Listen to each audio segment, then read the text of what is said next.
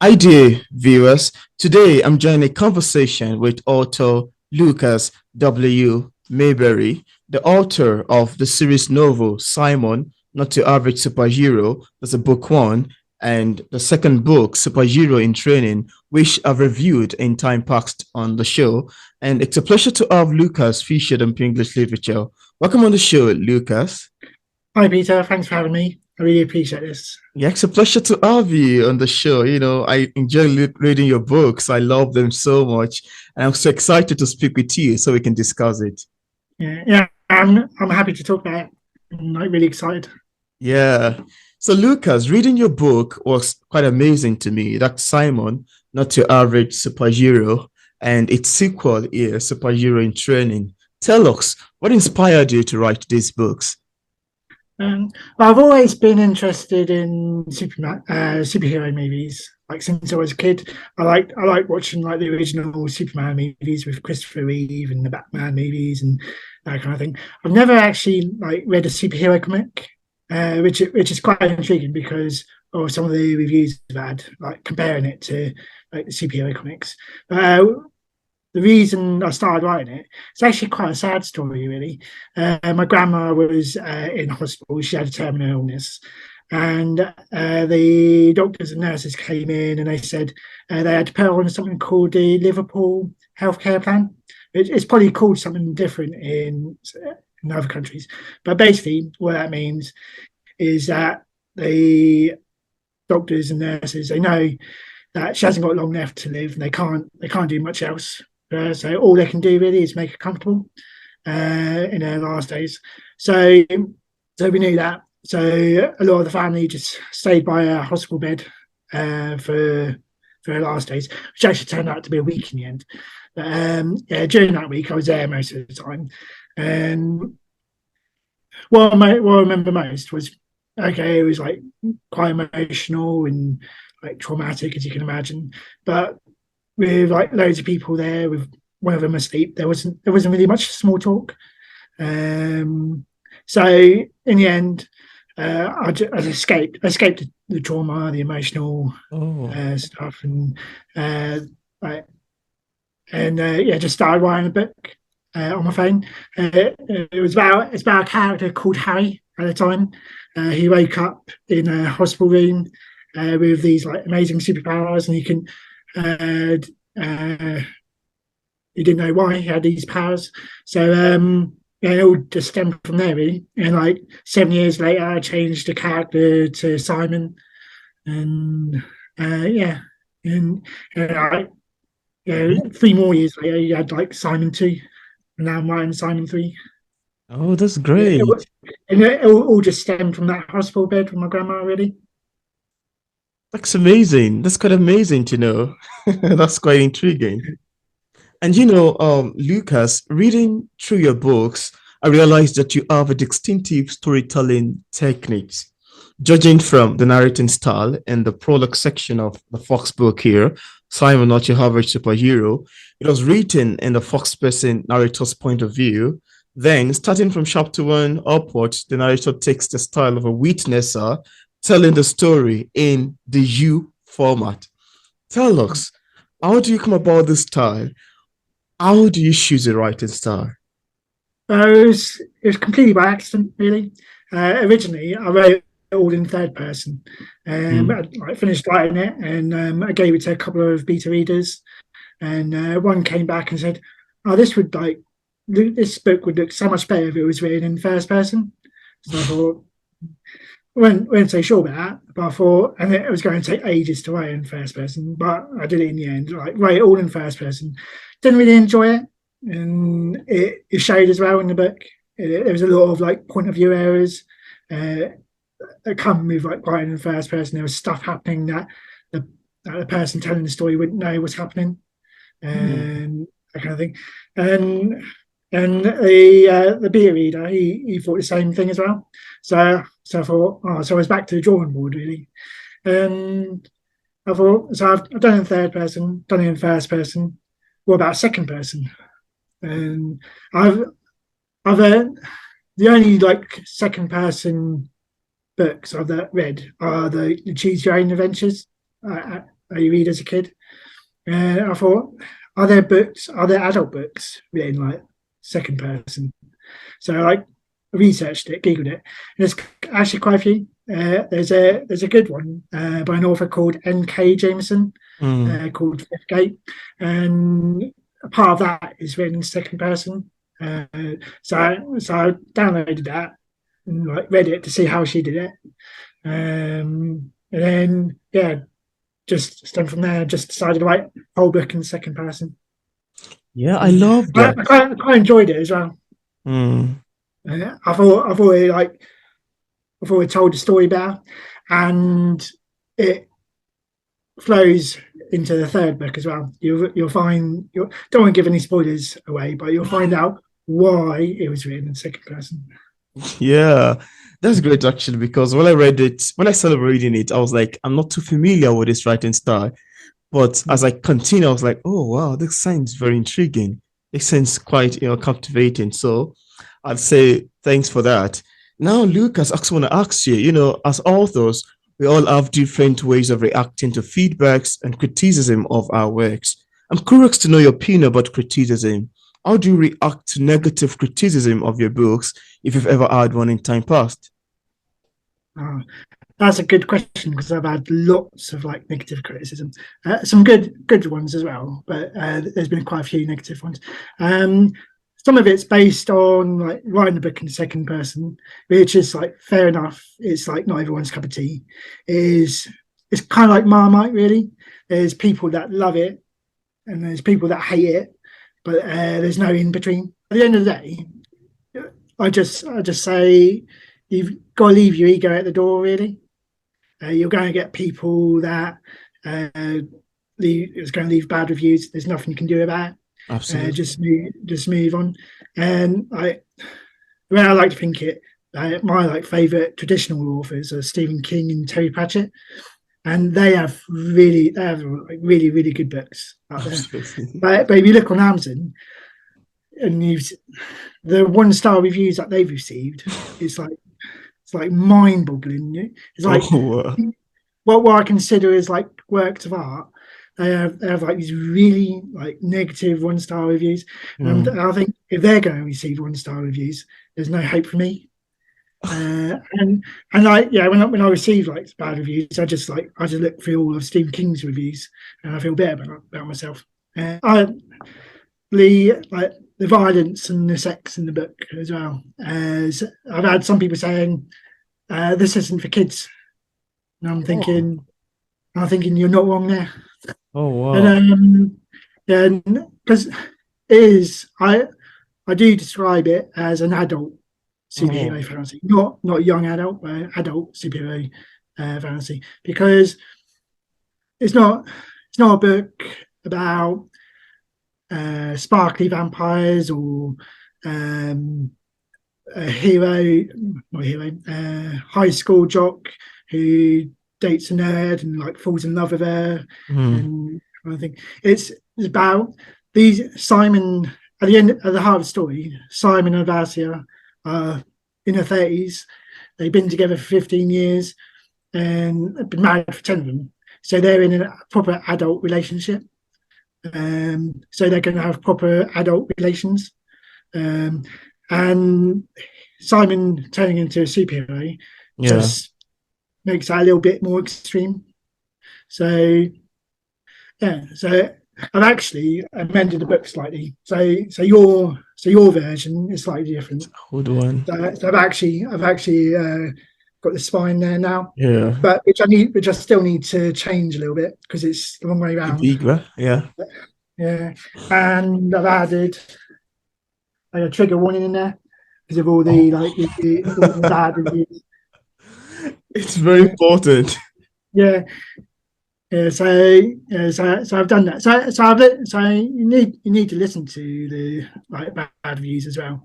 So some of them you get they talk about errors, Mm. and yeah, and the important thing is don't get too upset about that because some of them they just want to help you. So what I do is I ask them, can they tell me where the errors were? Mm. um, and some of them gladly do. And they like post screenshots, and then I amend it for them. Because what I want to do is just make it better for people. Yeah. Uh, and some other indie authors that I've like read, they ask the same of me if I spot any errors, just to point them out to them, and I just like send screenshots of like where the errors are and explain why they may be errors and that kind of thing. So yeah, the important thing is don't get too upset about that. Don't take it personally, which Mm. some can take personally. Absolutely. Um, yeah, and and where else have I seen? Oh, so some of the negative reviews are on like the nature of the relationship between Simon and Vasia. Like Mm. they have like an interracial relationship, um, and some people don't like that. And when I first read the story, I I was a bit concerned that it might be offensive to to Readers. like Muslim people and black people and that kind of thing. But funny enough, it seems to have like offended other white people, which I don't think counts really. But but yeah, they just they said there's like it's too multi ethnic. It, Mm. it, and I'm just thinking you don't really need that ignorance. So I just let it like wash like waters off a duck's back, really. Yeah. That's great, Lucas. Thank you so much for Yeah, talking about that. Also, yeah, Lucas, I love your admirable description of Sudan in your novel. And I need to say that my thanks that it doesn't follow the old image of what the media portrays, of Sudan and Africa generally. While I yeah. found your description of this scene quite fascinating, it got me curious to ask if you've ever been to Sudan before. Do you know, uh, that is a good question because I haven't been to Sudan before. But I like it that you think I have been. But and know what? No, I agree with in the media. There's like a negative portrayal of Sudan. Really, they like paint it as like hot, dusty third world country, Absolutely. and that's it. But yeah, what I did is on Google Earth. I went on Google Earth, and you have that little stick figure, and you Mm. can like drag him across the screen and like dump him into a street, and you like, have like a panoramic 3D view of where you are. And that's what I did when I was like researching like Sudan. I just did that and like walked along the streets of Khartoum and that for like, hours on end. Also, I read a load of TripAdvisor reviews as well Mm. on what's the name of that forest? I've forgotten the name of the forest, but the forest that's inside Khartoum. They like I read like TripAdvisor reviews on that and on the hotel that's shaped like a ship. Um, so that basically that was my research of like Sudan and Khartoum. I just like read loads of TripAdvisor reviews and uh, took a walk along the streets on Google Earth. That's great. That's quite amazing. Why I actually asked the question was my admiration for your description of this particular scene pertaining to Sudan. It's quite amazing to me. Now, Lucas, we all know that writing can be a very tedious task. I'm curious to know if you experience any challenges while writing your board books. If there's any, could you share with us what challenge it is and how you ultimately overcame it? Um, some it depends on where you are writing a book. Really, if you're like writing like a slow scene, it can be a bit tedious. If Mm. you're writing like an action-packed scene, uh, it it seems to go along a lot quicker. Um, but I'm quite guilty of procrastinating. I get easily distracted, and Oh, I'll be writing, and I get a notification on my phone, like on Facebook, check it and out. then I'll pick up my phone and I start reading through Facebook, and then there's like a video of like the 20 best dog fails, and I start watching that. Then I suddenly realised an hour has gone past, uh, Well, and I haven't written a single word. oh, So I'm quite guilty of that. So what I do now is I just I like leave my phone like somewhere else in the house, and or I just leave it like face down, so I don't get distracted by all the notifications. yeah, that's great. I so much love your description of your challenges. And this is actually Yeah, something that is particular to, I think, maybe most people, including myself. That's yeah, why sometimes I dread coming on social media. And, I just love to put my phone outside, even in terms of reading and doing some other things. Phone is a very huge distraction. yeah, yeah, definitely.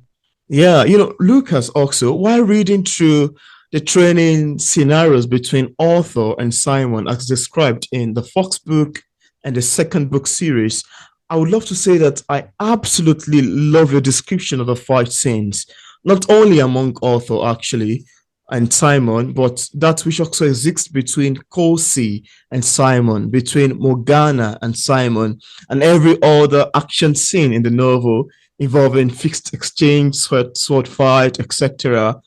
The description of this, fixed exchange and sword fight actually, it's as if I was watching a fight scene in my head as I paint the image of your writing in my head. I'm curious to ask you, are you in any way a fight trainer or you've done something related to karate and fighting in time past? No, you're going to think I'm a fraud because, like with Sudan, I've never, um, I've never, well, I've never had like a proper fight. I've never like trained in fighting. Oh, The last fight I've ever had was when I was in high school, um, and I, since then I just haven't been in any fights. Um, I, I'm more of a person who likes to talk my way out of trouble. Um, like Simon in the book, really. It does mention in there that he likes to talk himself out of trouble before he became a CPI.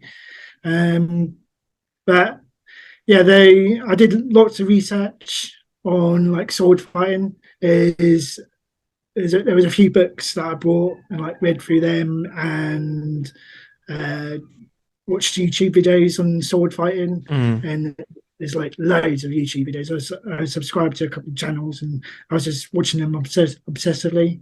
And the same with the martial arts fighting. I just watched a ton of YouTube videos and like researched books as well on it. That that scene with where he was training, Arthur was training Simon to punch and like mm. be a tree scene. That was an actual YouTube video. Someone was Oh, teaching kung fu, and oh, he was like training someone to like the effectiveness of punching, like how oh. to stand and how to position yourself and that kind of thing. And I also watched a load of Chuck Norris training videos as well because because in the book I mentioned that he uh, set up his own martial arts, which is true. And there's a lot of YouTube training on that. So yeah, so I just watched a ton of that. That's Really, great. yeah, That's quite fascinating. Thanks for mentioning that. And we can always see the importance of research and all of these things. Sometimes it makes things look overly raw. Now, yeah. Simon, could you tell us what publishing is like for a published author like yourself? What are the challenges you've encountered in terms of marketing your books? What are the mediums you feel to like so far in promoting Simon book series? Um, the thing is, I've never like traditionally marketed my book.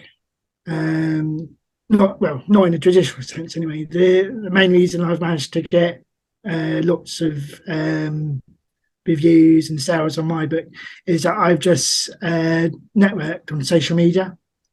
So I'm like on Facebook and Twitter and uh, Instagram. Uh, I'm just recently joined Mastodon. I don't know if you've heard of that, Oh wow. and TikTok.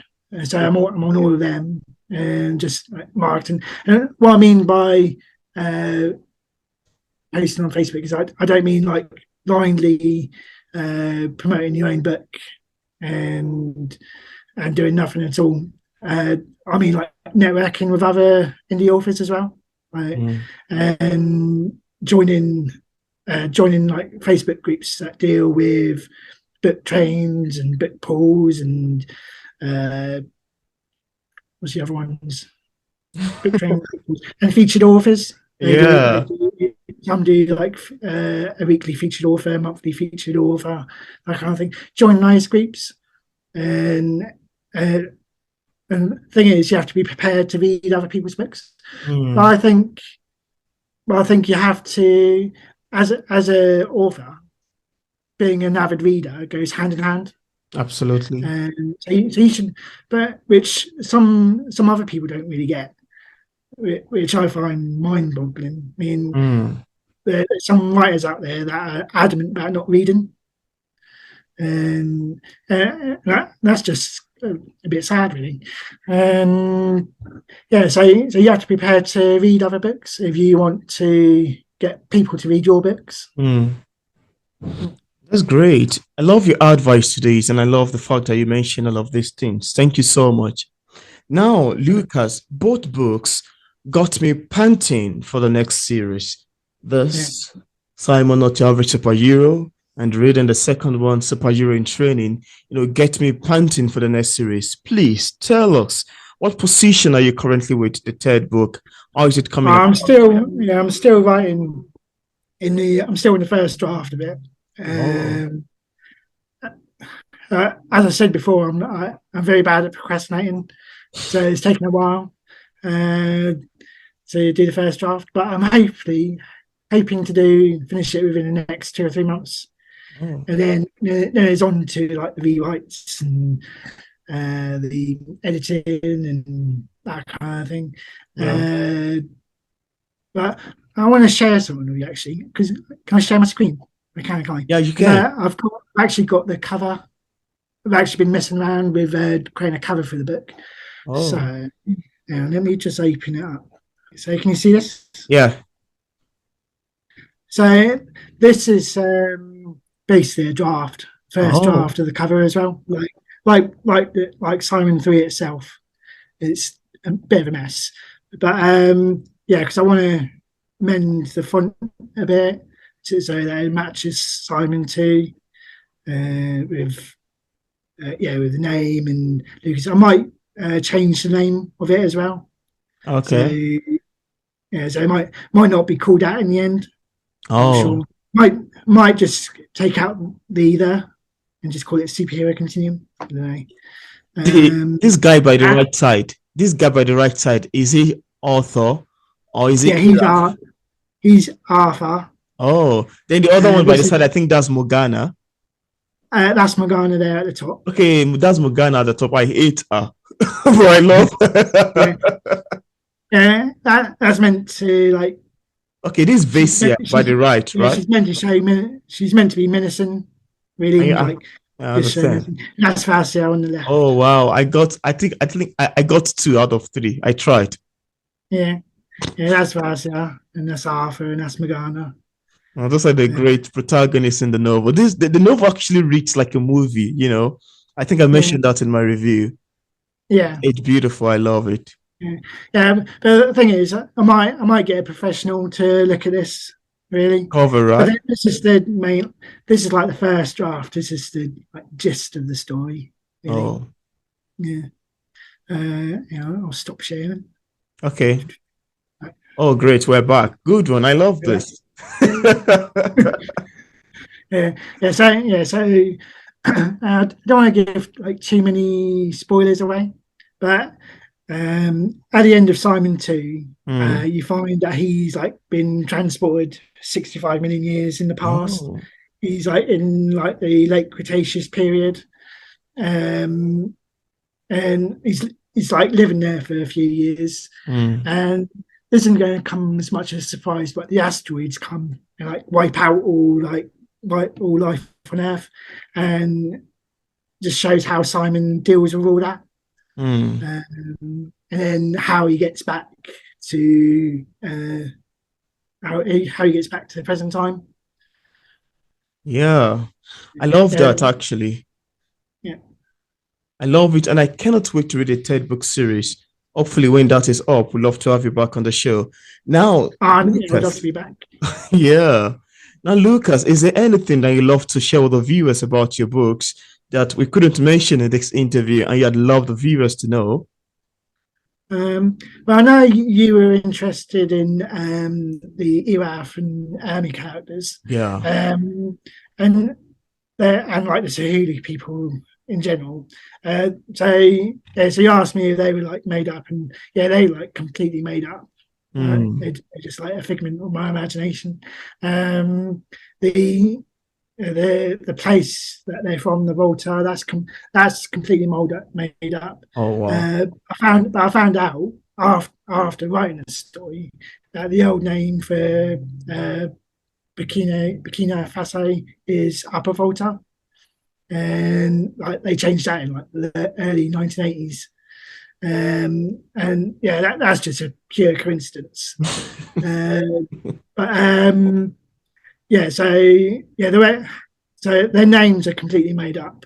I didn't like Mm. look through any like baby name books or anything. And how I got to naming them was my sister's other half. He's from Eritrea, and Oh. when he first introduced us, when he first introduced himself to us, uh, it, his name's Isaias, and he said to us, "Oh, say pretend you're saying SAS. That's how you say my name.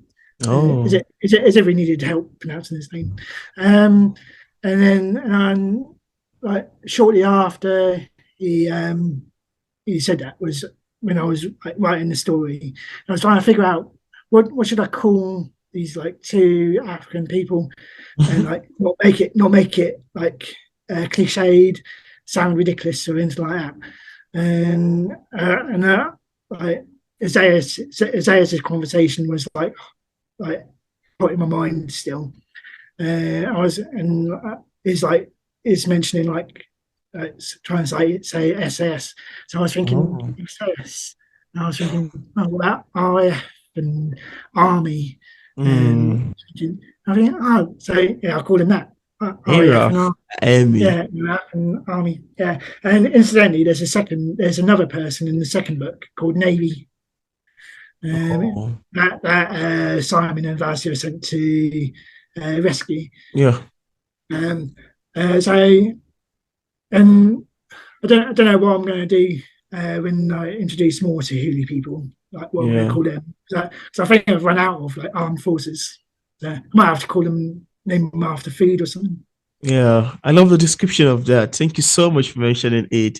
And I love the name too, the Araf, the Amy, and their link to Africa. Now, Lucas, as a published author, what sort of advice do you have for other writers who are still struggling with publishing a book like yours? What would you tell people in this category? Um, I don't think I'm really the best person to give advice because I'm like learning this as I go along myself, Oh, and other people will find other ways to do it.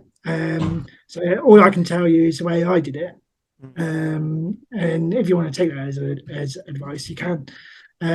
So as I said before, just join. Just go on social media and mm. like join like all these like Facebook groups that Yeah. help indie authors with like getting reviews, all these like book trains and featured authors and book pools. Join them Oh, and yeah, just like network. And there's quite a few people that I've like made like good friends with, mm. and like we all help each other out now. Um, so yeah, so that's my advice. Just read other people's books, Yeah, network, make friends. that's great. And for readers who love to get a copy of Lucas W. Mayberry's book, I left a link in the description part of this interview where you can get a copy of both books. He has a Fox book, Simon, Not Your Average Superhero, and the second one, the second sequel, Superhero in Training, all of which I've left a link in the description part of this interview. So thank you so much, Lucas, for accepting the invitation to be featured on English Literature. It's a pleasure having you on the show. Thank you for letting me come. It's a Yeah, pleasure it's a talking. pleasure to have you here. Yeah, it was great talking to you. Yeah.